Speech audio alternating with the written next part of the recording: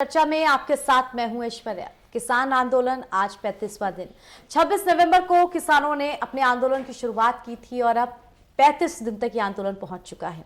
शुरुआत में उम्मीद नहीं थी कि ये आंदोलन इतनी जबरदस्त रफ्तार पकड़ेगा। शुरुआत में यह भी सोचा जा रहा था कि कोई एक बीच का रास्ता जरूर निकल आएगा, लेकिन जिस तरह का गतिरोध अब बना हुआ है, 5 दौर की वार्ताएं विफल, चिट्ठी पत्री का दौर विफल और अब 7वें दौर की बातचीत जारी हो रही है। ऐसे में सबको इस बात की उम्मीद है कि अब शायद ये गतिरोध खत्म हो और किसान किसी बात पर माने या फिर सरकार कुछ ऐसी नई उम्मीद लेकर के आए जिस पर किसान मान जाए। इसी पर दर्शकों आज की हमारी ये चर्चा रहेगी 7वें दौर के चक्रव्यूह में अन्नदाता।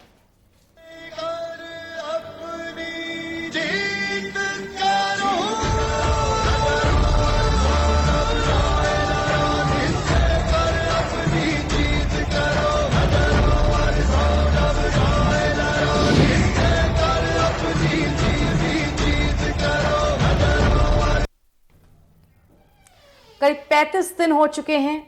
दिल्ली के आसपास टिकरी बॉर्डर, सिंधु बॉर्डर किसान बड़ी संख्या में जगे हैं। ये कतारें धीरे धीरे लंबी होती जा रही हैं। करीब 40 किलोमीटर तक वहां पर किसानों का जमावड़ा हम देख सकते हैं, जो कि लाखों की संख्या में वहां मौजूद हैं। वहीं दूसरी तरफ प्रधानमंत्री अपने भाषण में किसानों को समझाने की कोशिश करते हैं कि ये बिल उनके हितों में है। कृषि मंत्री नरेंद्र तोमर 8 पन्नों की लंबी चिट्ठी लिखते हैं, लेकिन आखिर ऐसी क्या वजह है कि सरकार और किसानों के बीच का ये गतिरोध लगातार बढ़ता ही जा रहा है? आखिर ऐसी क्या वजह है कि किसी एक मुद्दे पर आकर के राय सुलह नहीं हो पा रही है? आखिर ऐसी क्या वजह है कि इतनी बड़ी संख्या में किसान अपने घरों से बाहर निकल के अपनी खेती बाड़ी छोड़ करके इन बॉर्डर्स पर आकर के टिके हुए हैं? जाहिर सी बात है, ये बात समझने वाली भी है कि किसानों को सरकार अपनी तरफ से जितनी नियम कानून शर्तें और ये बिल लेकर के आई है, समझा नहीं पा रही है कि ये उनके हित में किस प्रकार है। किसान क्यों, किस वजह से शायद पुरानी सरकारें या पुराना कानून इस तरह से लागू किया गया कि किसानों को हमेशा ठगा गया। इसीलिए किसान इस बार किसी भी तरह के सिर्फ समझने के, सिर्फ मुंह से जो बात बोल दी जाए, सिर्फ आश्वासन दे दिया जाए, इस चीज को समझने के मूड में नहीं है। वो किसी पक्के समझौते के इरादे से ही आए हैं। तो आज जो 6ठे दौर की वार्ता हो रही है विज्ञान भवन में, क्या नतीजा निकलेगा, किस प्रकार ये गतिरोध खत्म होगा, क्योंकि उम्मीद सब लोगों की यही है कि 35 दिन बाद ये गतिरोध खत्म हो। चर्चा करेंगे इसी मुद्दे पर। हमारे साथ मेहमानों का एक पैनल जुड़ेगा, लेकिन उससे पहले आप सभी को एक छोटी सी अपडेटेड विशेष रिपोर्ट दिखा दें। दिल्ली की सीमाओं पर बैठे किसानों का आंदोलन आज 35वें दिन में प्रवेश कर चुका है। शीतलहर और घटते तापमान के बीच भी किसानों का हौसला जबरदस्त है। आज सबकी निगाहें किसान नेताओं और सरकार के बीच होने वाली 7वें दौर की बैठक पर टिकी हैं। बैठक की सफलता और असफलता पर ही इस आंदोलन का भविष्य टिका हुआ है। वहीं दूसरी तरफ दिल्ली की जिन सीमाओं पर किसान प्रदर्शन कर रहे हैं, वहां उनके समर्थकों का जमावड़ा बढ़ता ही जा रहा है। सिंघू बॉर्डर से 7वें दौर की वार्ता के लिए किसान नेताओं की बस दिल्ली के विज्ञान भवन पहुंची।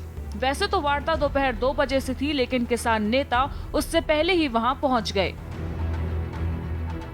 बता दें कि सरकार की तरफ से 40 किसान संगठनों के नेताओं को बातचीत के लिए बुलाया गया है। वहीं कृषि मंत्री नरेंद्र सिंह तोमर, खाद्य एवं उपभोक्ता मंत्री पीयूष गोयल एवं वाणिज्य एवं उद्योग राज्य मंत्री सोम प्रकाश किसानों के साथ बातचीत में केंद्र सरकार का प्रतिनिधित्व कर रहे हैं।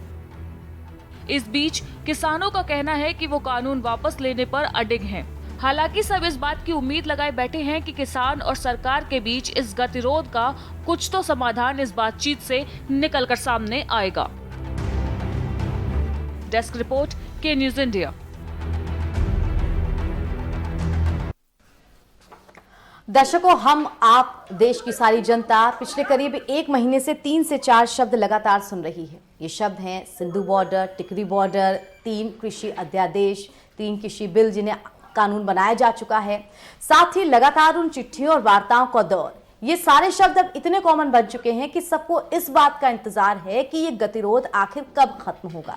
चर्चा करेंगे इसी मुद्दे पर हम। हमारे साथ मेहमानों का जो पैनल जुड़ चुका है, आइए उनका परिचय हम आपसे करा देते हैं। बीजेपी की तरफ से हमारे साथ रामनिवास यादव जी जुड़े हुए हैं। रामनिवास जी, बहुत बहुत स्वागत है आपका।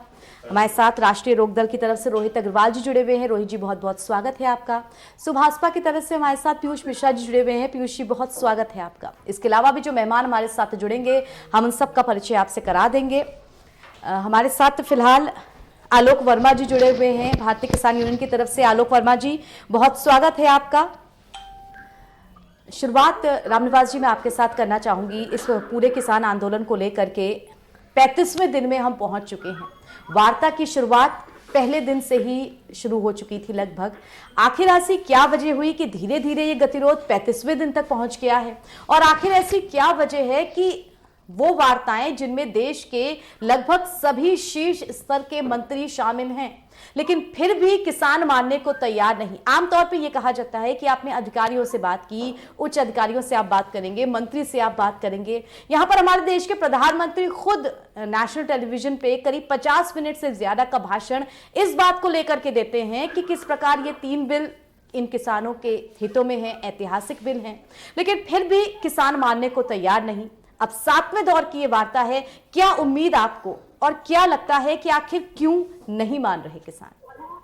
देखिए, हमारी सरकार लगातार किसान भाइयों से बात कर रही थी और जहां तक किसान भाइयों की बात है, उनके साथ हमारी सरकार है, वो हमारी बात से सहमत भी हैं।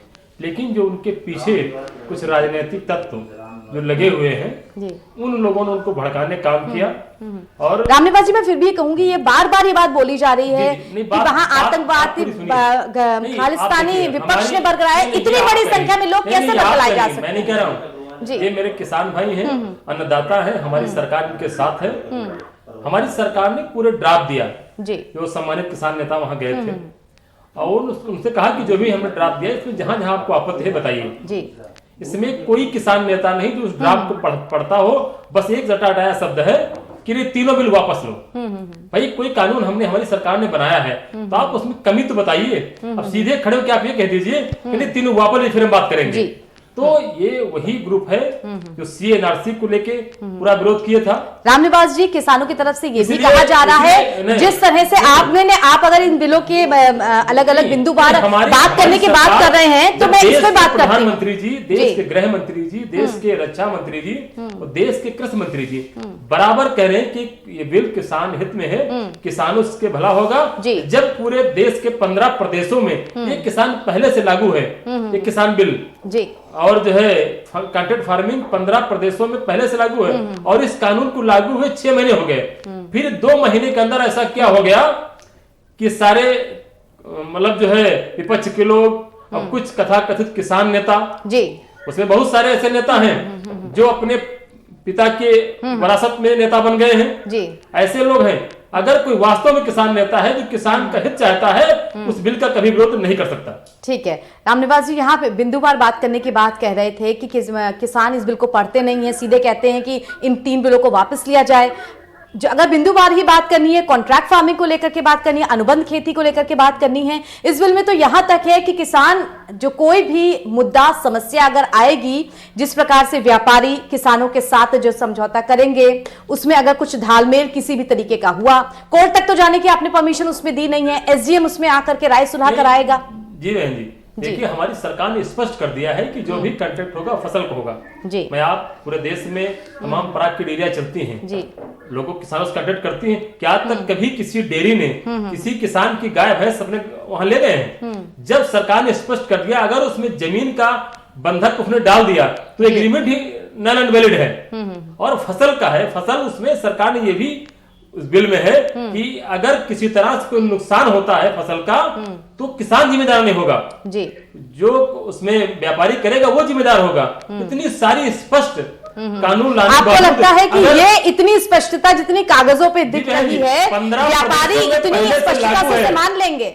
समस्या इसी बात की है कि इसे लागू कैसे पहले से लागू है, वहाँ विरोध नहीं है, क्योंकि यहाँ कुछ राजनीतिक हमारे मित्र लोग हैं, विपक्ष में नेता हैं, और कोई मुद्दा उनके पास नहीं है, तो हमारे भोले भाले किसान भाई हैं, उनको भड़का के ले आए हैं वहां पे। ठीक है, आप कह रहे हैं भड़का रहे हैं, ठीक है। कि जो, क्योंकि मोदी जी ने बहुत स्पष्ट कह दिया कि इसमें अगर एक भी चीज आपके खिलाफ है, हमारे किसान भाइयों के खिलाफ है, तो हम इसको लागू नहीं करेंगे और न कभी मोदी जी लागू कर रामनिवास सकते हैं। जी, जो गतिरोध की सुई यहीं तो आकर के टिकी हुई है, जब हमारे देश के सबसे शीर्ष स्तर के नेता इस बात को कह रहे हैं कि कोई समस्या नहीं आएगी, तो आखिर क्यों इतनी बड़ी संख्या में लोगों को समझ नहीं आ रहा? क्या हमें यह समझने की जरूरत नहीं है कि कहीं ना कहीं एक ऐसी चीज है जिस पर किसान विश्वास नहीं कर पा रहे? समझ में आ रहा है, लेकिन जो पीछे लोग पर्दे के पीछे है उनको समझने नहीं दे रहे हैं। यही सबसे बड़ी समस्या है। धीरे धीरे समझ में किसान भाइयों के आ रहा है जो वहां बैठे हैं। और देखिए आज 7वें दौर में वार्ता की मंच पे आए हैं, जो अभी तक लगातार मना कर रहे थे,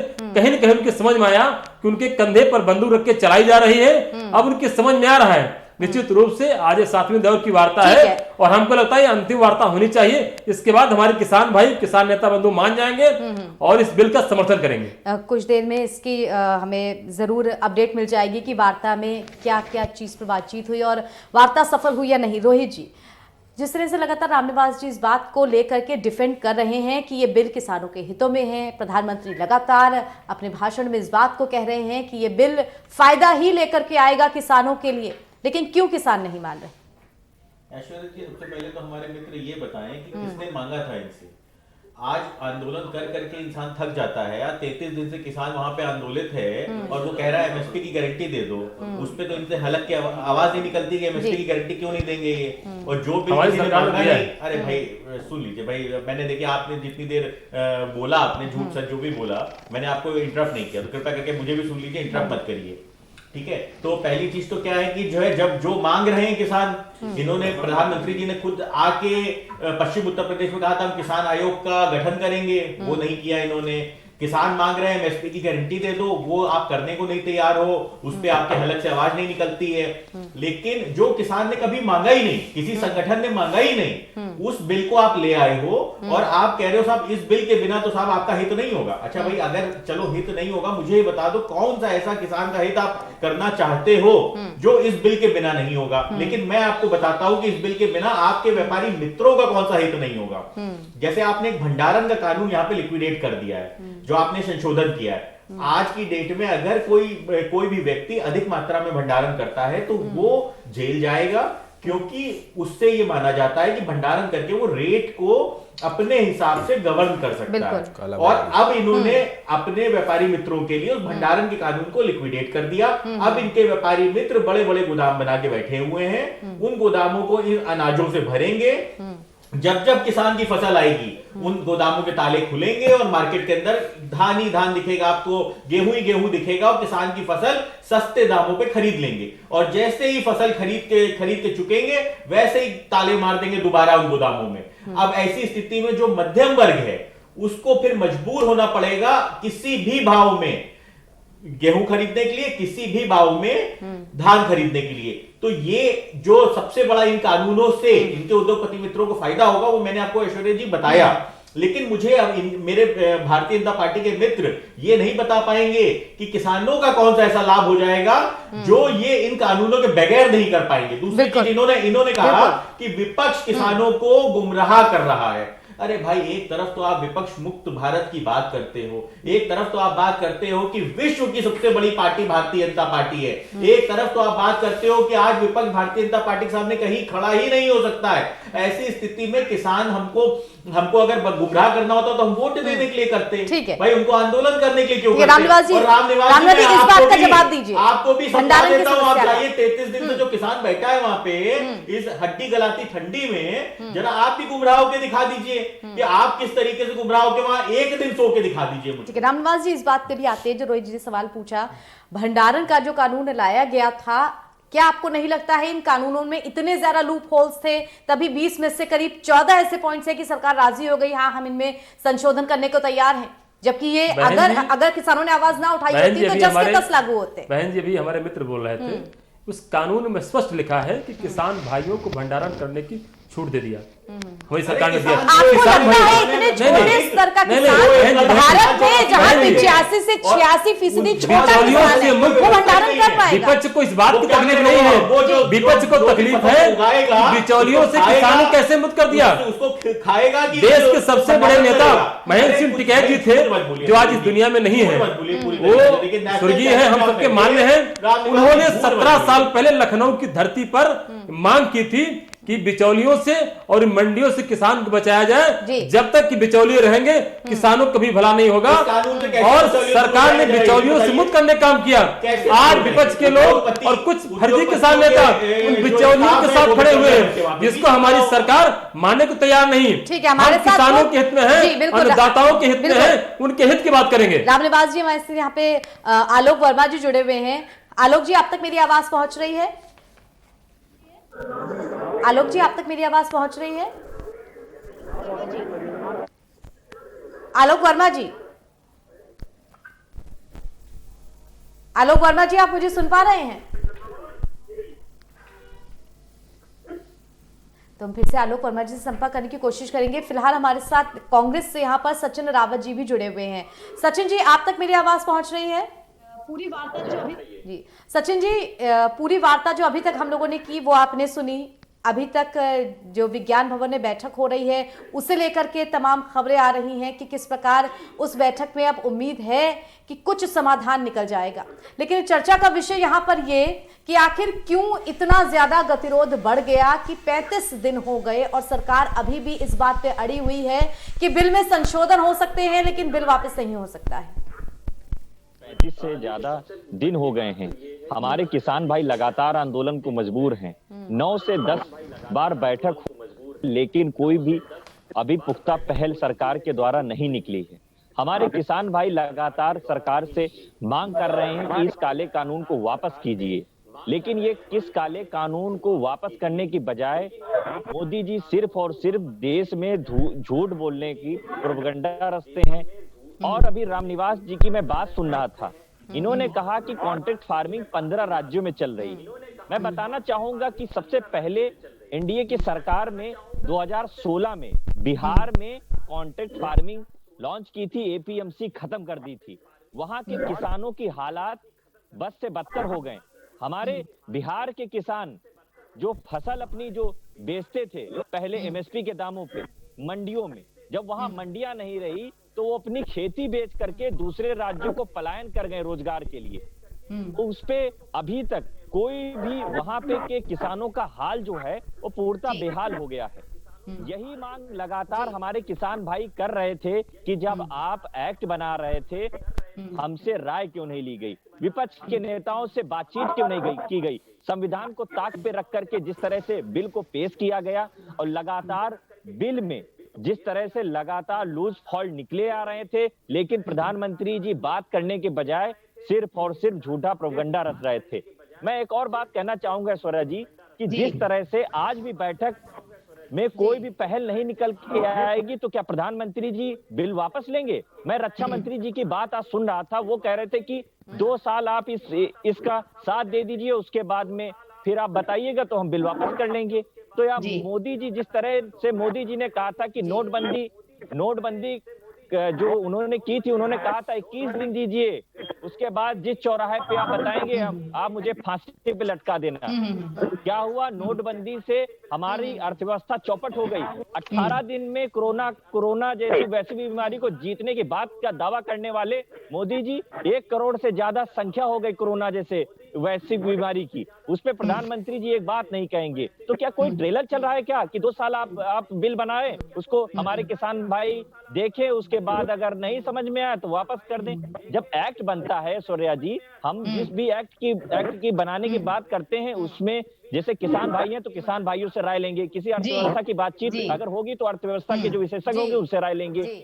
ऐसे एक्ट को बनाने के लिए सभी लोगों को एकजुट होकर के पहल करके इस पे कार्रवाई करनी होगी, तभी एक अच्छा कानून बनता है। लेकिन मोदी जी उसको वापस लेने की बजाय लगातार उसको झूठ बोल करके प्रोपेगेंडा चलिए बातचीत चलिए, बातचीत जारी है और शायद कोई निष्कर्ष या शायद कोई इसका समाधान जरूर निकल आए। हमारे साथ आलोक वर्मा जी अब जुड़ चुके हैं। आलोक वर्मा जी, आप तक मेरी आवाज पहुंच रही है?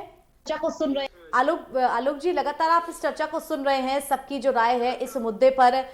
आज 7वें दौर की बातचीत है, जो बातचीत में खुद कृषि मंत्री मौजूद रहेंगे। 40 किसान संगठन के शीर्ष जितने भी नेता हैं उनको बातचीत के लिए बुलाया गया है।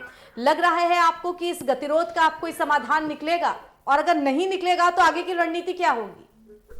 और हम लोग बराबर पहले दिन से हमारा एजेंडा साफ है कि बिल वापसी जब तक नहीं होगा तब तक किसान को घर नहीं जाना है। बिल वापसी, एमएसपी पे कानून और एनजीटी के जो कानून है उनमें संशोधन, ये और जो बिजली वाला है उस पे संशोधन, ये किसानों के मेन पॉइंट हैं। और मैं आपको बताऊं, इसके लिए जो सरकार ने चिट्ठी लिखी थी जिसमें हम लोगों ने 29 तारीख का समय दिया था, उसको सरकार ने 30 तारीख का समय कर दिया। अभी वार्ता चल रही है। देखिए, हमारी तो ये बराबर सोच है, हम भी चाहते हैं कि वार्ता में कोई अच्छी पहल निकले, लेकिन आप देख लीजिए सरकार की तरफ से जो उनके प्रतिनिधि है या उनके नेता, वो पहले कह देते हैं कि हम कानून वापस नहीं लेंगे। तो भैया, आप कानून वापस नहीं लोगे तो हम भी कहीं जाने वाले नहीं है। आपके पास पूरा समय है, जब आप कानून वापस लोगे किसानों का आंदोलन तभी खत्म होगा। और ऐश्वर्या जी, बता दूं, भारतीय जनता पार्टी के जो नेता है हमारे ऊपर तमाम प्रकार के आरोप भी लगाते, कभी खालिस्तानी कह देंगे, कभी पाकिस्तानी कह देंगे, कभी अन्नदाता कह देंगे, कभी क्या कह देंगे। देखो, हम इन सब चीजों से कोई हमें फर्क नहीं पड़ने वाला है। देश का किसान अपने पेट और अपने अधिकार की लड़ाई के लिए बैठा हुआ है। हमने सरकार को पूरा समय दिया है। अभी तो हमारे 35 दिन है, हम 70 दिन बैठे रहेंगे। ठीक है आलोक जी, सरकार को आपने पूरा समय दिया है, लेकिन हाल फिलहाल की जो तस्वीरें आ रही हैं, जिस तरह से किसान जो हैं वो बिजली के टावर्स, जो वहां पे मोबाइल टावर्स हैं, उनको नुकसान पहुंचा रहे हैं, उनको उखाड़ने की अब ये जो तस्वीरें आ रही हैं, लगता है आपको इन सबसे जनता के बीच गलत संदेश जा रहा है? हम बहुत शांतिपूर्वक अपना आंदोलन कर रहे हैं। जिन्होंने किया है उनको उनसे बात की जा रही है कि भाई वो ऐसा ना करें जी। और ये सब हमारा अधिकार नहीं, हम शांति पूर्वक बैठे हुए हैं। सरकार जब भी हमें वार्ता के लिए बुलाएगी हम जाएंगे, लेकिन हम लोगों का एजेंडा साफ है ऐश्वर्या जी, जब तक ये कानून वापस नहीं होंगे, एमएसपी को कानूनी जबड़ा नहीं पहनाया जाएगा, और बिजली और पराली पे अगर इस पे नहीं काम करेगी सरकार तो किसान जाएगा नहीं। ये हमारा पहले दिन से एजेंडा है। जी, ठीक है। ठीक है, हमारे साथ पीयूष मिश्रा जी भी जुड़े हुए हैं सुभाषपा से। पीयूष जी, लगातार किसान अपनी मांगों को लेकर के आंदोलन कर रहे हैं और लगातार सरकार ये समझाने में लगी हुई है कि ये जो कानून है ये किस तरह से जो किसान हैं उनके हक में है। सरकार इस बात को 35 दिन से समझा रही है और 35 दिन से हम सब समझ रहे हैं। गतिरोध अब भी बरकरार है, 7वें दौर की वार्ता तक ये बात पहुंच चुकी है।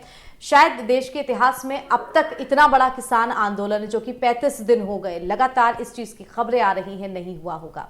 गतिरोध अब भी जारी है, लेकिन इस बीच एक समझने वाली बिंदु ये भी है कि क्या जितने पॉइंट्स सरकार लेकर के आ रही है उनमें से कुछ ऐसे वैलिड पॉइंट्स हैं जिनको प्रयोग के तौर पे लागू जरूर करना चाहिए, क्योंकि अगर हम कुछ लागू नहीं करेंगे, प्रयोग नहीं करेंगे, तो इतना बड़ा हमारा देश, हम शुरुआत कहां से करेंगे? देखिए ऐश्वर्या जी, ऐसा है कि भारतीय जनता पार्टी की नीयत वही है कि न खाता न वही, जो ये कहे वही सही। अब भाई आप ले आए इस कानून को, कृषि कानून को, इसको मांगा किसने था? किसी ने तो कहा नहीं था कि भाई हमारे यहाँ भलाई कर दो। भाई सपोज कि अगर दिक्कत थी किसान को तो कहीं न कहीं अपनी मांग तो रखते, तब नहीं इनको लाना चाहिए था। अच्छा, लोग कह रहे हैं कि 6 महीने हो गए बिल को लाए। अरे भाई 6 महीने पहले कैसे आपने बिल को लाया, किसी को पता भी था? रातों रात तो आप बिल ले आते हैं, अमेंडमेंट करके पास करा लेते हैं, उसके बाद पता लगता है कोरोना काल में आपको इतनी जल्दी पड़ गई कि आप बिचौलिया हटाने की बात कर रहे हैं और ऊपर से अडानी और अंबानी अपने जो उद्योगपति मित्र हैं उनके गोदाम आप एक साइड बनवा भी रहे हैं। तो ये सब कहीं न कहीं आप देखेंगे तो जो किसानों की जो मांगे हैं, 20 पॉइंट थे, उसमें से 14 मांग पे तो अब सरकार भी राजी है और आज 7वां चरण चल रहा है। इस इतनी ठंडी में बेचारे किसान वहां पे बॉर्डर पे बैठ के अपनी बात मनवाने के लिए लगे हैं। आपको क्या अभी तक 7वें दौर को ये आने देना चाहिए था?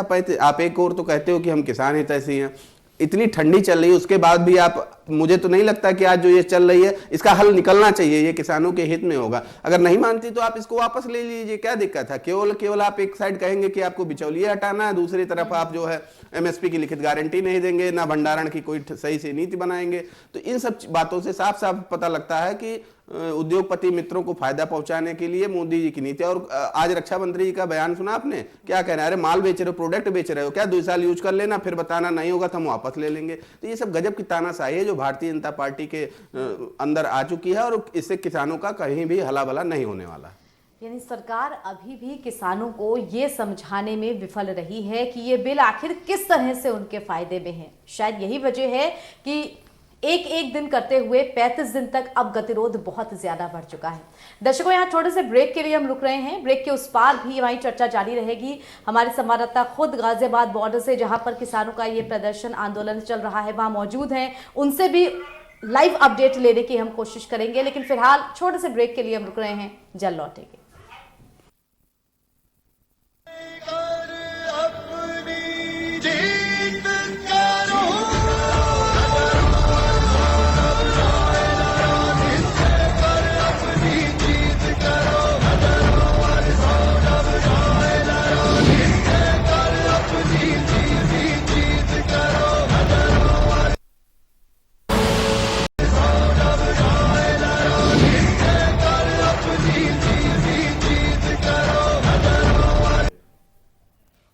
दर्शकों, ब्रेक के बाद स्वागत है आप सभी का हमारी इस खास चर्चा में। अनुबंध खेती, कृषि संबंधित सेवाएं, इन सब को लेकर के सरकार जो आश्वासन दे रही है, उन पर किसानों को जरा भी भरोसा नहीं है। शायद यही वजह है कि आंदोलन आगे बढ़ते बढ़ते अब अपने 35वें दिन में पहुंच चुका है, यानी कि 1 महीने से ज्यादा का वक्त लग चुका है और गतिरोध अभी भी पूरी तरह से बरकरार है। उम्मीद की जा रही है कि जल्द से जल्द इस समस्या का कोई समाधान निकले। क्या किसान अपनी हठधर्मिता लेकर के ये तीनों बिल वापस होने चाहिए इस बात पर अड़े हुए हैं, या फिर सरकार उन लोगों को, उस जनता को जिसने वोट दे करके ये सरकार बनाई, उन्हें ही नहीं समझा पा रही है? आखिर क्यों? हमारे साथ इस चर्चा में कई सारे मेहमान जुड़े हुए हैं। साथ ही हमारे संवाददाता जयवीर मावी भी हमारे साथ जुड़े हुए हैं। जयवीर, इस वक्त जहां आप खड़े हैं वहां आंदोलन की स्थिति क्या है? आज 7वें दौर की वार्ता है। सभी जो 40 शीर्ष किसान नेता थे उनको बुलाया गया है विज्ञान भवन में। इसे लेकर के आसपास जो किसान आंदोलन कर रहे हैं उनमें सकारात्मक कुछ सोच है, या फिर अभी भी इस बात को लेकर के अड़े हैं कि अगर सरकार हाँ या ना में जवाब नहीं देती है तो आंदोलन को तेज करेंगे? यूपी गेट पर मौजूद हूँ। अगर बात करते हैं यहाँ पर, जहाँ मैं इस समय मौजूद हूँ, यहाँ पर किसान यूनियन के जो नेता है उनकी जो कोर कमेटी की बैठक चल रही है। मैं तस्वीरों के माध्यम से दिखाना चाहूंगा कि जो तमाम किसान नेता यहाँ बैठे हुए हैं। अगर बात करें तो नरेश टिकैत है जो राष्ट्रीय अध्यक्ष है, वो भी यहाँ मौजूद है। तमाम जो किसान नेता यहाँ मौजूद है। मैं तस्वीरों के माध्यम से दिखाऊंगा कि यहाँ पर किस तरह जो बैठक अभी चल रही है, उस बैठक जो कोर कमेटी की बैठक है, लोग मौजूद हैं। मैं आपको तस्वीरों के माध्यम से दिखा रहा हूँ। आप देख सकते हैं कि यहाँ पर जो तमाम, अगर बात करें तो जिस तरह किसान नेता है यहाँ पर बैठे हुए हैं, बैठक चल रही है। यहाँ पर देख सकते तमाम लोग यहाँ मौजूद हैं। और अभी कोर कमेटी की बैठक, जैसे ही बैठक के बाद जो निर्णय आएगा वो निर्णय यहाँ पर महत्वपूर्ण होगा। उसी बैठक के बाद यहाँ पर भी निर्णय लिए जाएंगे कि किस तरह के जो निर्णय है वो यहाँ पर नरेश टिकैत भी मौजूद है जो राष्ट्रीय अध्यक्ष है भारतीय किसान यूनियन के। लगातार यहाँ पर आपने तस्वीरों में देखा कि जो किसान है यहाँ पर मौजूद है, तस्वीरों में किसान आपकी चर्चा कर रहे हैं। अभी जो निर्णय आएगा वो निर्णय वहाँ पर जो बैठक होगी उस बैठक के बाद आएगा। लेकिन अभी तक बात करते हैं तो अभी आपने यहाँ पर देखा कि किस तरह तमाम किसान नेता जो वहां पर मौजूद हैं जयवीर, उनमें इस बातचीत को लेकर के सकारात्मक माहौल है, या फिर वो अभी भी सरकार से नाराजगी पर ही अड़े हैं? उन्होंने यहाँ पर इशारा किया है कि जो नेता है वहाँ पर जो बैठे हैं उनको उन्होंने कहा है कि अब बातचीत को सकारात्मक करना चाहिए, जो समस्या है उनको निपटारा करना चाहिए। वो चाहते हैं कि जल्द से जल्द जो आंदोलन है वो निपटे। और ऐसे उन्होंने यहाँ पर अगर कहा तो संकेत दिए हैं कि उनका जो अब इशारा है वो इस मामले को जल्द से जल्द निपटाने का है। और वो संगठन है उनसे भी अपील कर रहे हैं कि आप इस मामले को जल्द से जल्द निपटाया जाए, क्योंकि 35 दिन यहाँ पर जो किसान है उनको बैठे हुए हो चुके हैं। जो देश का अन्नदाता यहाँ सड़कों पर है, तमाम समस्याएं भी यहाँ पर है। तो उसको लेकर जो नरेश टिकैत अभी यहाँ पर जब मीडिया कर्मियों से बातचीत तो उन्होंने कहा था कि वो इस मामले का जल्द से जल्द निपटारा चाहते हैं। और जो संगठन है, जो तमाम जो उनके सहयोगी दल है, जो सहयोगी संगठन है किसानों को, उनसे भी उन्होंने कहा है कि जो सरकार और किसानों को अब इस मामले को जल्द से जल्द निपटा लेना चाहिए। हालांकि जल्द से जल्द इस मामले को निपटाना चाहिए, किसान संगठन यही चाहते हैं। जी जयवीर जी धन्यवाद हमारे साथ जुड़ने के लिए, ये सारी बातचीत हमको समझाने के लिए। हमारे आपके पास आऊंगी मैं रामनिवास जी। लगातार जो किसान संगठन है वो अब इस बात को लेकर के कह रहे हैं कि जल्द से जल्द समाधान निकल जाए। हालांकि किसान संगठन हाँ या ना कानून वापस लो तभी हम बातचीत करेंगे, शायद इसको लेकर के इसलिए इस बात पे अटके हुए हैं कि कॉन्ट्रैक्ट फार्मिंग आप जिस तरह से कहते हैं कि भारत के कई राज्यों में वो लागू है, तो कॉन्ट्रैक्ट फार्मिंग के जो दुष्परिणाम सामने आए हैं आप उन पर भी चर्चा कर सकते हैं कि किस तरह व्यापारी करोड़ों का चेक देकर के किसानों को जो गए वो चेक बाउंस हुए। कितने ऐसे किसान हैं जिन्होंने आत्महत्या की इस चीज को लेकर के। यहाँ कॉन्ट्रैक्ट फार्मिंग का एक तरह से विरोध नहीं हो रहा है, यहाँ विरोध इस चीज का हो रहा है कि आप किस तरह से उसे लागू करेंगे और किसानों को कैसे फायदा होगा, कैसे व्यापारी उनको ठगेंगे नहीं, कैसे एक छोटा सा किसान अपने हक की लड़ाई के लिए कोर्ट तक या एसडीएम तक पहुंच पाएगा। इस बात को वो समझ नहीं पा रहे हैं, उनके मन का डर है, तभी तो 35 दिन बीते हैं। ऐश्वर्या जी, हमारे जो देश के अन्नदाता बंधु हैं, हमारी सरकार उनके साथ है और उनके दिलो दिमाग में कहीं भी हमारी सरकार के खिलाफ एक भी शब्द का भी जो है उनको तकलीफ नहीं है। तकलीफ उनको है जो बिचौलिए थे, बिचौलियों के साथ मिलके किसानों की नेतागिरी करते थे, तकलीफ उनको है। पूरे देश में 2-3 महीने से इनका धरना प्रदर्शन चल रहा है। जहां जहां चुनाव, अभी हमारे कांग्रेस के मित्र कह रहे थे बिहार में सारे कांग्रेस जो है किसान खत्म हो गए। अभी बिहार में चुनाव हुआ, आपने देखा। अगर हम इतने ही हमारी नीतियां बुरी होती तो हमको जनता कब के हमको बाहर कर चुकी होती। और जो लोग इन चुनावों में लगातार पराजित हो रहे हैं वो पीछे से हवा देके किसान भाइयों को भड़काने काम कर रहे हैं। हमारी सरकार निश्चित रूप समझाने को उनको प्रयास कर रही है और बहुत जल्द समझेंगे। जो नहीं समझ रहे हैं, 6-7 दौर वार्ता हो गई, वो कभी नहीं समझेंगे क्योंकि उनको समझना ही नहीं, क्योंकि वो अपने इशारे पे नहीं काम कर रहे हैं, वो दूसरों के इशारे पे काम कर रहे हैं।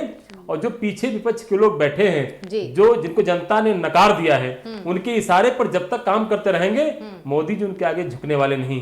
ये कानून किसानों के हित में है, ये कानून किसानों के हित में और देश के हित में है। निश्चित रूप से जो भंडारण का कानून आया था वो किस तरह से हित में है, ऐश्वर्या जी दरअसल आप भी थोड़ा कानून हमारा पढ़ लीजिए। देश के प्रधानमंत्री जी ने समझाया, देश के रक्षा मंत्री जी ने समझाया। मुझे सही समझ में आ रहा है, 15 प्रदेशों में पहले से लागू है, वहाँ आपको तकलीफ नहीं हो रही। जिनको आपने 15 प्रदेशों में पहले से लागू है, उसमें कांग्रेस की भी सरकारें हैं कई प्रदेशों में। जरा राम नरेश जी बता दिए कौन कौन से प्रदेश रोहित जी, 15 प्रदेशों में लागू है। अरे हम कहते हैं पंजाब में जहाँ ज्यादा किसान आए हुए हैं, पंजाब में कांग्रेस की सरकार है, उन्होंने लागू नहीं किया। अपने यहाँ एक नया कानून लगा कर देखें और करोड़ों कानून बना देखें। हमारी सरकार ने किसानों के हित में सम्मान निधि दिया, पूछा नहीं क्यों किसानों के हितों में हमारी सरकार ने दिया। पूरे देश के 10 करोड़ लगभग किसान सम्मान निधि पा रहे हैं। किसी को आपत्ति नहीं चाहिए, आपको सम्मान निधि, आप किसान का हक मांग रहा है। आप बड़े आपको लगता है रामनिवास जी, लेकिन देश के रामनिवास जी आपको लगता है उस सम्मान निधि से किसान 2 वक्त की रोटी खा सकता है जो सम्मान निधि मिल रही है? किसान को बेचने का काम कर रहे हैं और जनता के नेताओं के दबाव में आने वाली हमारी सरकार है। हमारी सरकार किसान के हित में जो भी होगा, अन्नदाता के हित में जो भी होगा, वो सारे कानून लागू करेगी। ठीक है। अच्छा, मुझे जरा ऐश्वर्या जी मैं पूछना चाहूंगा, 5 प्रदेशों का नाम बता दें। उन्होंने 15 प्रदेश बताए कॉन्ट्रैक्ट फार्मिंग लागू है, जरा 5 प्रदेशों का नाम बता दें भाजपा प्रवक्ता। सबसे पहले तो उस प्रदेश नाम बता रहा हूँ जहाँ के मुख्यमंत्री जी किसानों के बीच में आगे बैठते हैं। दिल्ली में लागू है, महाराष्ट्र में लागू है, आपके केरल में लागू है, पंजाब में लागू है। आप 15 प्रदेशों में देश के कॉन्ट्रैक्ट फार्मिंग लागू है, लेकिन आप पंजाब वाले ही किसान धरना दे रहे हैं प्रभु, पंजाब वाले ही है। कांग्रेस के लोग कहीं भी लागू नहीं है कॉन्ट्रैक्ट फार्मिंग पूरे देश में। नहीं, आपकी जानकारी के लिए मैं बता दूं, मैं आपकी जानकारी के लिए बता दूं, इसी तरीके से आप खुद बोल रहा है। अभी आप ऐश्वर्या जी को ध्यान दे रहे थे कि कानून पढ़ लो। अरे पहले आप खुद कानून पढ़ के आओ, आप पहले खुद कानून पढ़ के आओ, उसके बाद बताओ कि जो है कानून का कैसे हितकारी है किसान। रामनिवास जी, तकलीफ यहाँ इस बात की है कि अगर किसान इस बात को नहीं समझ रहा है इतनी बड़ी संख्या में, आपको लगता है वो किसान अपनी खेती बाड़ी पीछे छोड़ करके वो किसान अपने घर के लोगों को वहां अकेला छोड़ करके क्यों ठंडी में पिछले 35 दिन से यहाँ पर तंबू गाड़े बैठा हुआ है? जाहिर सी बात है उसकी किसानी पर सवाल है, जाहिर सी बात है उसकी 2 वक्त की रोटी पर सवाल है, इसलिए तो वो यहाँ बैठा है। कौन से ऐसे किसान हैं, उनको कितना ज्यादा बरगलाया जाएगा कि वो इतने दिन आंदोलन खड़ा कर देंगे? और मैं तस्वीरों के माध्यम से भी आपको दिखा दूं कि वो आंदोलन जो करीब 20 किलोमीटर तक का था टिकरी और सिंधु बॉर्डर पे, वो अब 40-40 किलोमीटर तक फैल चुके हैं।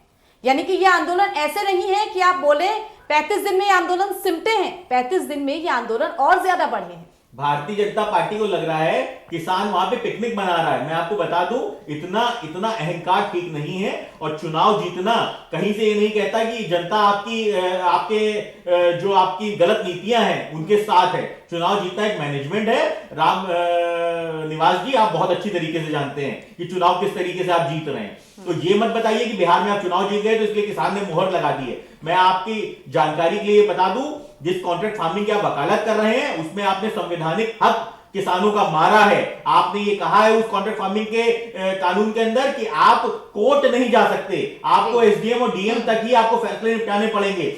आप कैसे हिंदुस्तान के किसी नागरिक का संवैधानिक हक जो सिविल कोर्ट, हाई कोर्ट और सुप्रीम कोर्ट जाने का है उसको आप कैसे रोक सकते हैं? यही आपकी मंशा को कहीं ना कहीं सवालिया निशान उठाता है। आप जिस तरीके से ये आप ज्ञान दे रहे हैं ना कि कॉन्ट्रैक्ट फार्मिंग का कानून, ये तीनों कानून पढ़ लीजिए। मैं आपकी जानकारी के लिए बता दूं, अगर आप निष्पक्षता से किसानों के हक में आप खुद पढ़ लेंगे तो आप खुद कॉपियां फाड़ के फेंक देंगे। ये आपके उद्योगपति मित्रों ने जरूर पढ़ा है, उसके बाद आपने पढ़ा है। इसको एक बार किसानों की नजर से पढ़ लीजिए। आप इस कानून की प्रतिलिपियां फाड़ के ना फेंक दें तो मैं आपको चैलेंज करता हूं। ठीक है, हमारे साथ सचिन जी भी जुड़े हुए हैं। आऊंगी दोबारा मैं आप पे, सचिन जी से भी उनकी राय पूछ लेते हैं। सचिन जी, 35 दिन हो चुके हैं, 7वें दौर की वार्ता अब हो रही है। हालांकि कांग्रेस की तरफ से सिर्फ एक बार ही ऐसा देखा गया कि काफी मुखर होकर के राहुल गांधी निकले राष्ट्रपति जी से बातचीत करने, प्रियंका गांधी निकली थी, उसके बाद काफी मामला ठंडा पड़ गया। कितना किसानों के साथ अब खड़ी है कांग्रेस?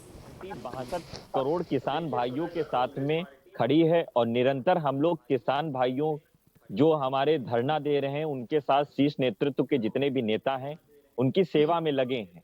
आदरणीय श्री राहुल गांधी जी सबसे पहले राष्ट्रपति जी से मिलते हैं, जो विपक्षी दलों का डेलीगेशन होता है, लेकिन राष्ट्रपति साहब कोई भी बात नहीं सुनते हैं। उसके बाद में कांग्रेस पार्टी का एक किसान कांग्रेस जो सेल है वो पूरे देश में हस्ताक्षर अभियान कराता है। किसान भाइयों से राय ली जाती है, हस्ताक्षर कराया जाता है और 2 करोड़ हस्ताक्षर राष्ट्रपति जी को सौंपे जाते हैं। लेकिन आज राष्ट्रपति जी को लोकतंत्र के और संविधान के सामने कम से कम किसान भाइयों की बात तो सुननी चाहिए थी। क्या मोदी साहब ने आपको राष्ट्रपति बना दिया तो सिर्फ और सिर्फ मोदी साहब की बात सुनेंगे और पूंजीपति मित्रों की बात सुनेंगे? हमारे देश में लोकतंत्र है, संविधान जिंदा है। आज अगर विपक्ष के नेता अगर किसान आंदोलन कर रहे हैं, लगातार उनकी बात सुननी चाहिए। लेकिन आप जो सिर्फ और सिर्फ किसानों को बरगलाने की, किसानों के सामने भ्रम फैलाने की जो स्थिति पैदा कर रहे हैं, ये सरासर गलत है। सम्मान निधि की बात रामनिवास जी आप कर रहे थे, डीजल पे 25% वैट लगा करके आप 2000 दे करके किसान भाइयों के साथ जो घिनौना मजाक कर रहे हैं। हमारे किसान भाई जानते हैं जो उनके उपकरण से कोई वैट नहीं, 6000 है। आप भी उसमें ले रहे हैं, लेकिन आप झूठ बोल रहे हैं टीवी पे। 6000 में भी आपको लगता है रामनिवास जी किसान 2 वक्त की रोटी खा पाएगा परिवार के साथ? साल में 6000 है, महीने में नहीं है 6000। चलिए, हमारे साथ आलोक जी जुड़े हुए हैं। आलोक जी लगातार आप इस चर्चा में बने हुए हैं, रामनिवास जी की भी बात आपने सुनी। मैं चाहूंगी कॉन्ट्रैक्ट फार्मिंग को लेकर के किसान के मन में जो जो डर है, आप एक बार इस बात को कहें, क्योंकि लगातार यहाँ पर कॉन्ट्रैक्ट फार्मिंग को, लगातार यहाँ पर भंडारण को सरकार की तरफ से बचाया जा रहा है, डिफेंड किया जा रहा है। अपने बड़े भाई रामनिवास यादव जी को ये संदेश देना चाहता हूँ कि अभी उन्होंने कहा कि किसान समझ रहे हैं और जो नहीं समझना चाहते वो कोई बात नहीं, ठीक है। तो आपके माध्यम से मैं उनको ये भी कहना चाहता हूँ कि भाई ये वही किसान है जो नहीं समझ पा रहे, तो आपकी सरकार सबसे पहले बात ना करे। और आपकी इस बात को हम अपने संगठन में जरूर रखेंगे कि बीजेपी के नेता ये बयान देते हैं कि ये समझना नहीं चाहते, इनको कोई मतलब नहीं, ठीक जी। इस बात का पूरा ध्यान रखा जाएगा। कोई बात नहीं, बात माहौल बिगाड़ने वाली ना करें, माहौल को बनाने वाली करें। आपके शीर्ष नेता माहौल को बनाते हैं और आप माहौल को बिगाड़ने का काम कर रहे हैं। दूसरी चीज मैं ऐश्वर्य जी आपको बता दूं कि रामनिवास जी भारतीय जनता पार्टी के पूर्व जिलाध्यक्ष रहे हैं और इनकी अच्छी जानकारी के लिए बता दूं, इन्होंने अपने लखनऊ में ही एक आपके चैनल पे कह दे कि लखनऊ के सारे किसानों ने क्या एमएसपी पे धान अपना बेच दिया, नहीं कह पाएंगे, क्योंकि मैं आपको बताऊं एमएसपी पे धान खरीदा ही नहीं गया। दूसरी बात, मैं आपके चैनल के माध्यम से रामनिवास जी से पूछना चाहता हूं कि आप ये बताओ, जो 3 कानून लेके आए, इसमें किन किसान संगठनों को या किन किसानों को आपने ड्राफ्टिंग कमेटी में शामिल किया? दूसरी बात ये, इस बात को बता दें कि हमें न्यायालय जाने का अधिकार क्यों नहीं दिया गया? और तीसरी बात ये बता दें कि हम अगर एमएसपी गारंटीड कानून बन जाएगा, इससे सरकार को और लोगों को परेशानी क्या होगी? ऐश्वर्य जी, मैं आपको एक चीज और बताऊं कि हम अपने हक और पेट के लिए लड़ रहे हैं। हमने पहले भी आपको बताया, और मैं अपने बड़े भाई से कहता हूं कि इसको राजनीतिक से जोड़ने की कोशिश ना करें। राजनीतिक से हमें बता दो कि कांग्रेस का या किस दल के किस आदमी ने हमें 1 किलो आटा दे दिया हो, या 35 दिन में आप आओ, हम कहते हैं आप हमारे बहकावे में, जब आप विपक्ष में थे तो आप भी हमारे साथ थे, आ जाओ हमारे साथ। 35 दिन हम तो ठंडी में बैठे हैं, 3 दिन कोई राजनीति, 3 दिन तक कोई नेता हमारे साथ वैसी ठंडक में बैठ के दिखा दे, तो ये तो बात कहना बंद करें, ये अहम में है। और बता दूं, लाठी डंडे के दम पर किसान आंदोलन को ये दबा नहीं सकते। अभी तो 1 तारीख को मैं आपके चैनल पे कह रहा हूँ, 1 तारीख को हम लोग अभी पूरे प्रदेश में पशु बांधेंगे थानों में। है सरकार में हिम्मत तो रोक ले। मैं तो कह रहा हूँ, आप लोकतंत्र को दबाओगे, दबने वाला नहीं है। आप किसान के लिए बिल लेके आए, आप उससे पूछोगे नहीं, और उसके बाद बराबर बयान दोगे कि ये वापसी नहीं होगा। आप बताओ, 20 में से 14 पॉइंट उसमें संशोधन करने योग्य है। संसद आपकी है, बहुमत आपकी, उसको रोक दो, नया कानून बैठ के बना लेंगे। ये अहंकारी भाषा बोलना बंद करें, नहीं तो हमें कोई दिक्कत नहीं। हमने अपने खेतों में गेहूं बो दिया, 4 महीने बाद फसल तैयार होगी, हम बैठने को तैयार है। और रही बात इसकी, तो हम 26 जनवरी में जाकर के अपनी बात प्रधानमंत्री जी को कहेंगे, बांधेंगे अपने ट्रैक्टर पर तिरंगा, लेंगे हाथ में तिरंगा, देखते हैं तिरंगे वाले दिन कौन हमारे ऊपर लाठी चलाएगा, डंडा चलाएगा, कौन वाटर कैनन चलाएगा। ये रामनिवास जी भी देखेंगे भाई, अपना रोके, उसमें क्या दे भाई, किसान अपनी बात कहेगा ना। इनके आदमी सुन लीजिए, इनके सरकार के लेखपाल, इनके अधिकारी, पुलिस अधिकारी जिलों में भेजे जाते हैं। नोडल अधिकारी को जब धान की खरीदारी खत्म हो गई, तब सरकार नोडल अधिकारी भेज करके धान क्रय केंद्र की जानकारी ले रही है। कितनी बचकानी हरकत है। और इनके लेखपाल किसानों से जबरदस्ती बिल सहमति के ऊपर दस्तखत कराएंगे। ईश्वरी जी, ये होने नहीं दिया जाएगा। सरकार लाठी डंडे के दम पर किसान आंदोलन को दबा नहीं सकती, और जब तक इस देश का किसान संतुष्ट नहीं होगा, ये बिल वापस नहीं लेंगे, तब तक आंदोलन ये खत्म नहीं होगा, आंदोलन और बढ़ता जाएगा। ठीक है, ठीक है। अब आलोक वर्मा जी, आप लगातार बिल वापसी की बात कर रहे हैं और सरकार लगातार संशोधन की बात कर रही है, बीच का कोई रास्ता है? बाकी और कोई रास्ता नहीं। हम लोगों ने पहले दिन से ही अपने एजेंडा क्लियर कर दिया था। बिल वापसी करोगे तो किसान वापसी जाएगा, बिल वापसी नहीं, किसान की वापसी नहीं। ठीक है, बिल वापसी, ठीक है, बिल वापसी नहीं तो किसान की वापसी नहीं। पीयूष जी, रामनिवास जी लगातार कॉन्ट्रैक्ट फार्मिंग को लेकर के डिफेंड कर रहे थे। मैं जानना चाहूंगी आपसे भी, कॉन्ट्रैक्ट फार्मिंग और कॉर्पोरेट फार्मिंग, कॉन्ट्रैक्ट फार्मिंग कुछ ही किसी जगह पर जी, आलोक जी दोबारा वापस आऊंगी मैं आपके पास, पीयूष जी की राय ले लेते हैं। कॉन्ट्रैक्ट फार्मिंग और कॉर्पोरेट फार्मिंग, कुछ जगहों पर कॉन्ट्रैक्ट फार्मिंग अच्छी कही गई है। कॉन्ट्रैक्ट फार्मिंग को लगातार जो विशेषज्ञ हैं वो भी सही कहते हैं, उसको गलत मानना नहीं है। लेकिन यहाँ समस्या इस बात की आ रही है कि उसे किस तरह से अप्लाई करेंगे। कानून तो हमारे देश में बहुत सारी चीजों के लिए बहुत अच्छे बनाए गए हैं, बलात्कार से लेकर के तमाम बड़े अपराधों तक तमाम चीजों के लिए कानून है। लेकिन समस्या वही आती है कि हम किस तरह से उन कानूनों को लागू करते हैं। किसान यहाँ शायद इसीलिए परेशान बैठा है क्योंकि वो ये मानने को तैयार नहीं है कि ये कॉन्ट्रैक्ट फार्मिंग, ये जो अनुबंध खेती है, ये अगर लागू होगी तो उनको सही मुनाफा या उनको सही लाभ मिल पाएगा। ऐश्वर्य जी, देखिए, भारतीय जनता पार्टी की जो नीति है वो ये बनाते तो बड़े शानदार तरीके से हैं, लेकिन जब उसको इम्प्लीमेंट करने की बारी आती है, जब उसको अमली जामा पहनाने के समय आता है, तो वो इनसे पूरी नहीं हो पाती है। अच्छा, एक मज़ेदार बात मुझे लगी कि भाजपा के मेरे मित्र कह रहे हैं कि इनको जो किसान हैं जो बैठे हैं उनको विपक्षियों ने भड़काया है। आपको याद होगा जब एनडीए बनी थी तो अकाली दल आया था, सबसे पहला इनका संगठन जो एनडीए का विस्तार हो, उसमें पहला जो किसी ने इनका साथ दिया, उसकी जो केंद्रीय मंत्री थी हरसिमरत कौर बादल, वो छोड़ के चली गई इसी मुद्दे पे ही। क्या उनको किसने भड़काया भाई? वो तो आपके साथ थी। हनुमान बेनीवाल इनके एनडीए के घटक जो थे आरएलपी पार्टी, वो काहे छोड़ के चले गए किसानों के मुद्दे पर भाई? वो तो आपके एनडीए में साथी थे ना, उनको कौन भड़काया? देखिए यही बात जब हमारे राष्ट्रीय अध्यक्ष माननीय ओम प्रकाश राजभर जी जब उत्तर प्रदेश में भारतीय जनता पार्टी के सहयोगी हुआ करते थे, शुरुआत के 2 सालों में जब हमने इनके साथ सरकार चलाई, तो इनकी जो गलत नीतियां थी, जो ये नीतियां इनकी अच्छी रहती है, लेकिन जब इंप्लीमेंट करने की बात आती है जमीन पर, उसको लागू करने की बात आती है, तो ये कर नहीं पाते हैं। उसके लिए घूसखोरी हो, चाहे थाने की दलाली, आपको याद होगा सरकार में रह के भी हमने कहा था 500 की 5000 की हो गई। कई ऐसे मुद्दे थे जिसको हमने सत्ता में रहकर भी उठाया था। तो वही जो बात आप अब कह रही हैं कि कॉन्ट्रैक्ट फार्मिंग और कॉर्पोरेट फार्मिंग ये लाएंगे, तो कॉन्ट्रैक्ट फार्मिंग के नजरिए से खूब उसके गुण बताएंगे, लेकिन जब वो उसको लाना होगा, जब फसल कट के जाएगी, तो वो केवल उद्योगपतियों के हाथ में चली जाएगी, और उसके बाद इनका जो मेन मोटो है वो कहीं और पीछे छूट जाएगा। तो ये सब इसी बात पे निर्भर करता है कि ये केवल लाते तो हैं उसको बड़े अच्छे ढंग से कि हमने ये करेंगे, जब उसको अमली जामा पहनाने की बारी आएगी, जब उसको जो पूरा करना होगा, तो उसमें देखिएगा फिर आए दिन भ्रष्टाचार बढ़ेगा। इसमें जो कॉन्ट्रैक्ट है, जो फसल का मान लीजिए अगर नुकसान हो जाता है, उसकी भरपाई फिर क्या करेगा? उद्योगपति जो आएगा वो कहेगा कि भाई आपकी फसल बर्बाद हो गई है, बाबा जी के आजकल सांड भी बहुत घूम रहे हैं उत्तर प्रदेश में, वो चर गए हैं, आग लग गई है। तो ये सब की कई न कई नीतियों को फंसाकर वो किसान को ठगने का कार्य करेगा। इसीलिए किसान भाई जो पिछले 35 दिन से लगे हैं, वो अपनी बात को कहना और मनवाना चाह रहे हैं। अब आज देखना है 7वें चरण में आज शाम तक क्या रिजल्ट निकल कर आता है। रामनिवास जी, इतने सब लोगों की हमने बातें सुनी, यहाँ पर कॉन्ट्रैक्ट फार्मिंग की बात लगातार हो रही है।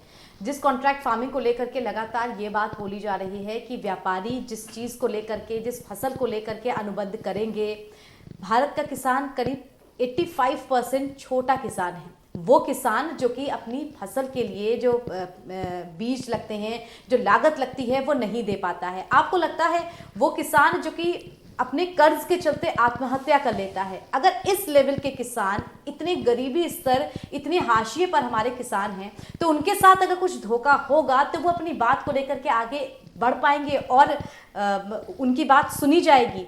ऐसा हम इस चीज़ को क्यों नहीं मान सकते कि जिस तरह से कॉर्पोरेट कल्चर यहाँ पर है, जिस तरह का प्राइवेटाइजेशन यहाँ पर है, जिस तरह से लगातार जो प्राइवेट इंडस्ट्रीज बढ़ रही हैं, वो किसानों का शोषण करके अपना पेट भरेंगे? ऐश्वर्या जी, कोई कानून बनता है तो उसके अगर आप निगेटिव सारी बात सोचते रहेंगे तो आपको निगेटिव लगेगा।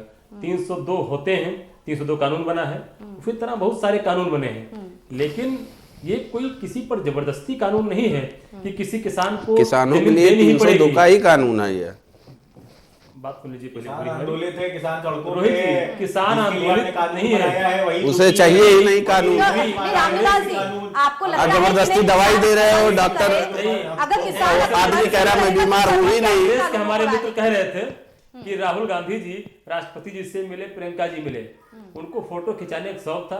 राष्ट्रपति जी के यहाँ दोनों भाई बहन फोटो खिंचवा लिए, उसका छुट्टी मनाने नानी के यहाँ भाग गए। हमारे किसान अन्नदाता भाइयों को बीच सड़क पर छोड़कर अब कोई नहीं पूछने वाला उनको, वो छुट्टी मना रहे हैं और उनकी बहन जी यहाँ अपना जो है गोवा में ऐश कर रही है। आप कॉन्ट्रैक्ट फार्मिंग और अभी हमारे मित्र भारतीय किसान यूनियन के हमारे मित्र हैं आलोक जी, बहुत अच्छा बात उनकी समझ मेरी आई जो है। मैं आपको बताना चाहूंगा कि आपके जो हम सबके भी नेता थे आदरणीय महेंद्र सिंह टिकैत जी, उनकी 17 साल पहले मांग थी, इसलिए लखनऊ की धरती से, उसमें मैं भी शामिल था उस कार्यक्रम में, उस रैली में। उन्होंने कहा था कि जब तक बिचौलिए रहेंगे और ये मंडियां किसानों को खून चूसने काम करती है, इनसे मुक्ति का कोई रास्ता सरकार निकाले तो किसानों को भला होगा।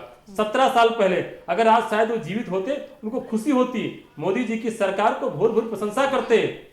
और आलोक जी किसानों की बात करते हैं, हम लोग इनके साथ हैं, कहीं कोई समस्या नहीं। हमारी सरकार ने बहुत स्पष्ट कहा है कि आप बताइए कि इस कानून में क्या समस्या है, हम उसको ठीक करने का काम करेंगे। लेकिन आप आशंका के आधार पे कि इसकी आशंका, आलोक जी इनके नेता अच्छे नेता हैं, लेकिन अब क्या करें, कांग्रेस के समय चंगुल में फंस गए हैं, लेकिन धीरे धीरे इनको समझ में आ रहा है कि अभी हमारे पीयूष मिश्रा जी जो आप कॉन्ट्रैक्ट फार्मिंग की बात कर रहे हैं, आप सवाल सुन लीजिए कि किसान संगठनों के मुताबिक कंपनियां रेट तय करेंगी, पहले साल उन्होंने रेट सही दिया, दूसरे साल सही दिया, तीसरे साल किसी बहाना बना करके अगर रेट कम दिया, रेट नहीं दिया, रेट को फंसाए रखा, तो किसान जो 1 महीने का भी बैकअप लेकर के नहीं चलता है वो कहाँ जाएगा लड़ने के लिए? ऐश्वर्य जी, पहले तो किसी किसान पर बाध्यकारी नहीं कि कोई कॉन्ट्रैक्ट करे, उसको अच्छा लगे कि हाँ कॉन्ट्रैक्ट करने से हमारा फायदा है। और सबसे अच्छी चीज इस कानून में है कि सारा का सारा बर्डन उस व्यापारी के ऊपर है। अगर किसान उसी दिन खत्म करना चाहे अपना कॉन्ट्रैक्ट खत्म कर सकता है, व्यापारी नहीं खत्म कर सकता है। व्यापारी को बाकायदा सूचना देके नोटिस देके खत्म करना पड़ेगा, लेकिन किसान जब चाहे अगर उसकी फसल बर्बाद हो गई तो वो व्यापारी किसान से वसूली नहीं कर सकता है, उसको वसूली वो बीमा कंपनी उससे लेना होगा। और अरे फसल बीमा कंपनी रोहित जी पूरा लेकिन ऐसे में किसान को उसका पैसा कब आप लोग है क्या ना, और जो यही गाय बात तो यही फंस बात रही है रामनिवास जी। हमारी सरकार प्रयास कर रही किसान को उसका पैसा है। कब मिलेगा? किसान समझदार है, किसान समझ रहा है। अरे यही बात अपने एनडीए के घटक अकाली दल और आरएलपी वालों को समझा दिए होते, और धीरे धीरे समझा दिए। समझ में आ रहा है, सबको लग रहा है कि आंदोलन राजनीति का शिकार है, इसलिए कुछ लोग लगे पीछे से, अरे वो सब बेनकाब हो रहे राजनीति हो रही हैं। है। जैसे जैसे बेनकाब होंगे हमारे होगी। किसान भाई को समझ में आएगा, हमारे किसान भाई सरकार की बात मानने को तैयार हो जाएंगे। ठीक है, हमारे साथ आलोक वर्मा जी जुड़े हुए हैं। आलोक जी, सुना अपने रामनिवास जी की बात को, क्या प्रतिक्रिया देंगे आप? आपने रामनिवास जी की बात को सुना, क्या प्रतिक्रिया देंगे? उन्होंने अच्छी बात कही, सरकार की तरफ से कही, लेकिन मैं आपको बता दूं कॉन्ट्रैक्ट फार्मिंग के मैं आपको ऐश्वर्य जी 2-3 उदाहरण देता हूं। आप अभी देख लीजिए मध्य प्रदेश में कॉन्ट्रैक्ट फार्मिंग को लेकर वहां पे क्या बवाल चल रहा है, उसको देख लीजिए। इसके पहले गुजरात में पेप्सिको कंपनी ने किसानों के ऊपर 1000 करोड़ रुपए का जुर्माना किया। बिल्कुल। और आप दूसरी चीज हम रामनिवास जी से पूछना चाहते हैं और आपसे भी पूछना चाहते हैं, आप ये बताइए कि कोई बड़ी कंपनी, भाई कॉन्ट्रैक्ट कौन करेगा? नेस्ले करेगी, है ना, बड़ी बड़ी कंपनियां करेंगी। अगर ये कंपनियां किसी छोटे किसान से कोई अनुबंध करती हैं तो क्या डीएम इनके पक्ष में फैसला करेगा? किसानों के पक्ष में? हमको न्यायालय जाने का अधिकार क्यों नहीं दिया गया? सबसे बड़ी बात है। और आप इस बिल का नाम ही आप देख लो, इस बिल का नाम है कृषि उपज एवं व्यापार शब्द इन्होंने पहले जोड़ दिया। और ये जो बार बार ये डंका पीट रहे हैं ना कि हमने बिचौलियों को खत्म कर दिया, ऐश्वर्य जी आप इनके बिल में ही देखिए कि any pan card holder can purchase product of farmer, जिसके पास पैन कार्ड है वो किसान की उपज को खरीद ले। तो आप ये बताओ बिचौलिए घटेंगे कि बढ़ेंगे? आप बताओ, समझने की बात मैं बता रहा हूं आपको। आप बताओ बिचौलिए बढ़ जाएंगे घट जाएंगे? और किसान कहां? देखो किसान का हथियार है एमएसपी और मंडी जी। एमएसपी और मंडी को मजबूत करिए, किसान अपने आप मजबूत हो जाएगा। एमएसपी को अधिकार बनाइए, किसान को और कुछ नहीं चाहिए।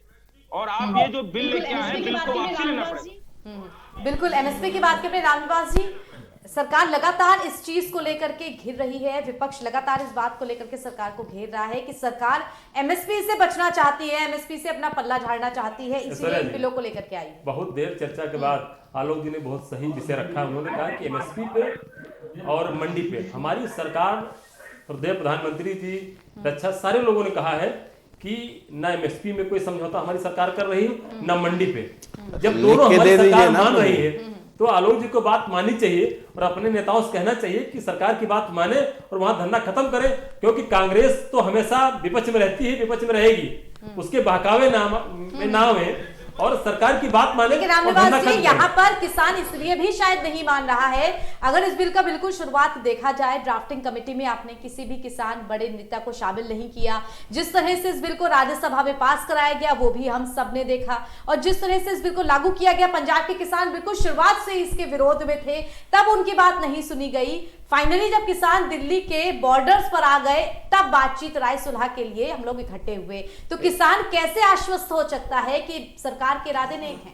ऐश्वर्य जी, हमारे जो माननीय सांसद हैं वो भी किसानों द्वारा चुने जाते हैं, जनता चुनती, किसान चुनते हैं। उसमें सारी पार्टियों के सांसद, माननीय सांसद, सब लोगों ने मिलकर संसद के अंदर कानून बनाया, सारे लोगों बहस हुई और रातों रात आपने इस कानून को पास किया है। लागू करने वाला दिल्ली का सबसे पहला प्रदेश बना, इसने उस कानून को लागू किया। और कानून लागू हुए जब 6-7-8 महीने हो गए, और 2 महीने बाद राजनीतिक कारणों से पंजाब में, क्योंकि विधानसभा चुनाव होने वाले हैं, उनको एक मुद्दा चाहिए थी, कांग्रेस बिल्कुल मरासन स्थिति में है, उसको जिंदा रहने के लिए कुछ चाहिए था, तो एक मुद्दा खड़ी कर दी है। देखिए भैया आलोक जी हमारी बात से सहमत है। हमारी सरकार ने मंडी और एमएसपी पे लिखित में गारंटी दे रही है कि हम नहीं खत्म करेंगे, तो हमको लगता है कि आलोक जी को बात मान जानी चाहिए और धन्यवाद खत्म कर देना चाहिए। ठीक है रामराज जी, आखिरी प्रश्न हमारा, ये जो वार्ता चल रही है, इस वार्ता में अगर किसी तरह का गतिरोध होगा तो आपको नहीं लगता कि सरकार को नैतिकता के आधार पर किसानों की बात माननी चाहिए, पहले बिल वापस लेने चाहिए, बातचीत से राय सुलह हो जानी चाहिए, उसके बाद इस बिल को अप्लाई करना चाहिए? नहीं ऐश्वर्या जी, किसी कानून को संसद ने बनाया है तो निश्चित रूप से संसद ने उसको किसानों के हित में समझ के उसको पास किया है। भाई वो सम्मानित सांसद है, जनता ने उनको चुना है और कहीं कोई कमी है तो हमारी सरकार उसको मानने तैयार है, लेकिन इनको अपनी जिद छोड़नी होगी और वास्तव में किसान हित की बात करनी होगी। अगर किसान हित की बात करेंगे तो हमारी सरकार इनकी सारी बात मानेगी। अगर विपक्ष के बहकावे में आके खाली यस नो बात करेंगे तो सरकार नहीं मानेगी। कहां से लाएंगे कि किसान हित में हो रहा है कि विपक्ष के बहकावे में हो रहा है? ये मीटर रामनिवास जी ना आपको मिलेगा, ना आप ये कानून हटाओगे, ना किसान आंदोलन खत्म करेगा। देखिए किसान के लिए तो ये जीने और मरने का समय है। किसान अपना सौदा होते हुए अपनी आंखों से नहीं देख सकता, तो उसके लिए तो ये पीढ़ियों का मसला है। आपके लिए हो सकता है ये राजनीतिक मुद्दा हो, पर किसान के लिए तो ये उसके आने वाली नस्लों का मुद्दा है। तो ये ऐसी स्थिति में राम नरेश जी दया करिए उन किसानों पे जो 35 दिनों से वहां पे हड्डी गला देने वाली ठंड में सड़कों पे हैं, और कृपया करके जो आपका जो अहंकार है इसको दूर रखते हुए इन किसानों के फैसला आने तक इस कानून को सस्पेंड करिए। और जिस तरीके से ऑर्डिनेंस के थ्रू आप ये कानून लेके आए हैं, ऐसे ऑर्डिनेंस के थ्रू आप इस कानून को हटा भी सकते हैं। तो इसलिए कृपया करके गुमराह मत करिए देश को और किसानों के हित में कानून वापस लीजिए। चलिए, 7वें दौर की ये बातचीत जो चल रही है, फिलहाल इस बातचीत में अभी ब्रेक हुआ है, चाय नाश्ते के बाद किसान फिर से बातचीत पर बैठेंगे और उम्मीद है कि शायद कोई समाधान जरूर निकल पाए। फिलहाल दर्शकों इस चर्चा से इजाजत दीजिए हमको। बहुत बहुत धन्यवाद आपका रोहित जी हमारे साथ जुड़ने के लिए, आपका भी रामनिवास जी बहुत धन्यवाद, पीयूष मिश्रा जी आपका धन्यवाद, सचिन रावत जी आपका भी बहुत धन्यवाद हमारे साथ जुड़ने के लिए, आलोक वर्मा जी बहुत शुक्रिया हमारे साथ जुड़ने के लिए, जयवीर मावी जी आपका भी बहुत धन्यवाद हम तक सही अपडेट पहुंचाने के लिए। और इसी के साथ दर्शकों फिलहाल आज की इस चर्चा से आप सभी से विदा लेना चाहूंगी। इजाजत दीजिए और देश दुनिया की तमाम खबरों के लिए जुड़े रहिए के न्यूज़ के साथ।